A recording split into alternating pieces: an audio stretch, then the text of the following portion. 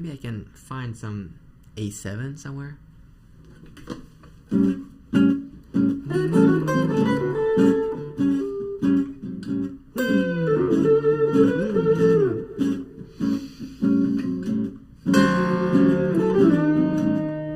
After a while, I felt very stuck playing the same fingerings, the same positions again and again, and not finding the music there. And I want to show you those two notes that actually will elevate your playing very quickly. The first note I want to talk about is the 9, is this sound. Let's hear it in context of A7. I have an A7. Now instead of playing this shape of pentatonic, I can hang on the 9. And one of the things that I can do with that 9, except just hanging on that, which is a beautiful thing, I can also bend it just a little bit.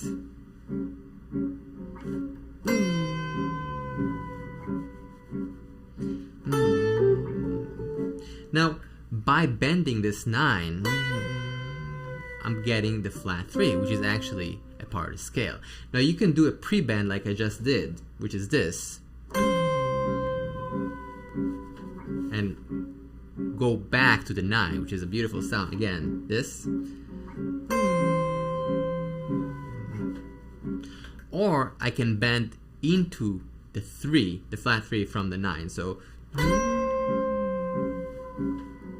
and go back later on. Now, you can take all your classic lines and ideas using the pentatonic and just kind of hang on and add that 9, like so.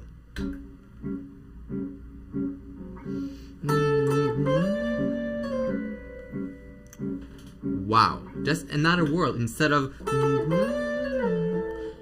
that idea and sound of the pentatonic, I can listen to it again. So that's the classic pentatonic line, but I can add the 9 there.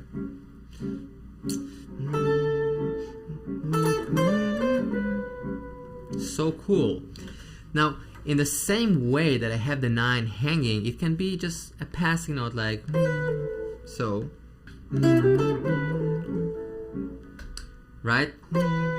All I'm doing is playing the 8th fret, 7th fret, and 5th fret. So you can use the same finger, kind of sliding, or 4, 3, 1, or just kind of 3. So it will sound like this again.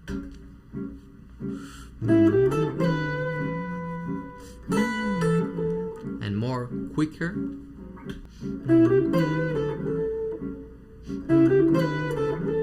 Question: did you find that the 9 and the 6 enhanced your pentatonic experience? Please drop a comment, I want to know. Thanks. When you're listening to artists like B.B. King or Albert King, for example, the usage of the 6th is huge. Miles Davis said very positive things about the 6th. Now, when you're listening to that in the context of the pentatonic, you get this kind of sound, which is really beautiful. You're basically taking colors from the major scale, from the dominant scale, if you will, and adding that to that scale, which creates a beautiful color. Listen to how it sounds on the A7.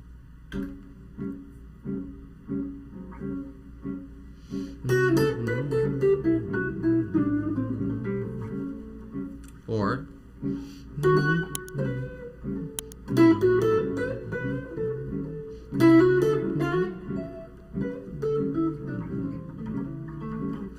now when I'm going to that place, it's sort of surprising. There is an element of surprise when I'm hearing that note, and somehow it's still leading me back home to that bluesiness that feels really good. So that clash and that sound is giving us a beautiful new color to use. Let's hear it again.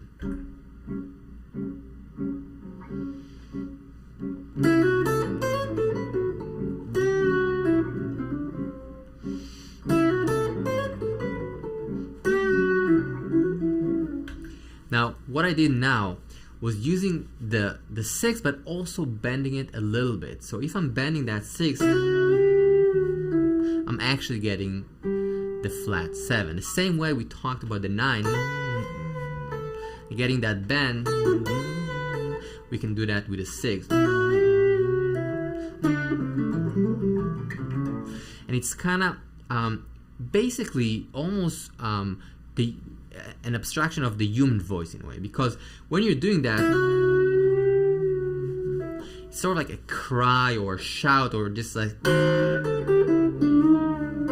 there's something very human-like in that sound. I think this is what people respond to. And of course, the micro tonality of that, the micro bending, makes us feel something. That's how I interpret that. And this is one of the reasons that people like these colors so much, because they're kind of between the notes. Now, I'm going to try and play a phrase using both of these colors, the 9 and the 6.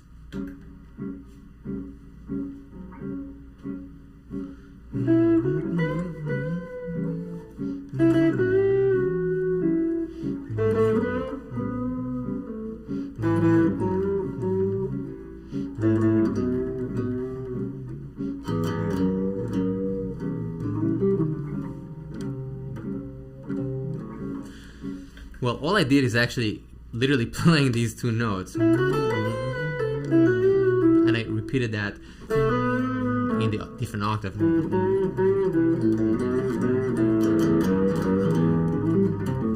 So I actually just kind of played the example and made it a line. Listen to it one more time and try to feel that 9 to the 6, the 6 to the 5. And when you're listening, try to tag it in that sense. I think a lot of times when we practice music, it's easy to kind of say and ask yourself, oh, this is the fingering that I'm trying to play, and this is how I need to play it on a sort of like kinesthetic muscle memory. But actually, if I listen to the sound, it kind of like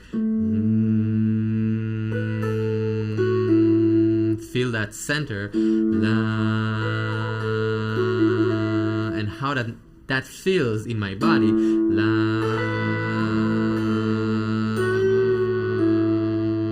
That's a big deal. So I want you to just kind of feel that. You can hum the A or just kind of connect to it and try to tag that sound.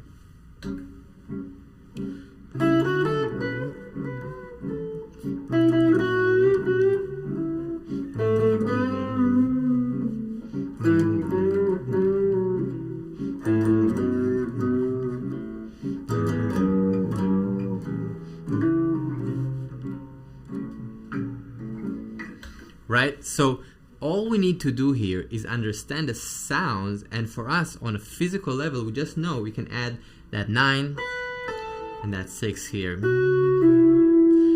That's all we need to know when we're playing our pentatonic scale. We can just start using that sound. Now, of course, the more you know, the more you tag, the more you pay attention, you can say, this 9, this B is also here. Right, we know this is E, this is E, so it's the same. So that information is being repeated. So all I'm asking you is to pay attention, and pay attention to that 9 and to that 6, and start little by little incorporating that sound. Thank you, and I'll see you very soon. Peace out.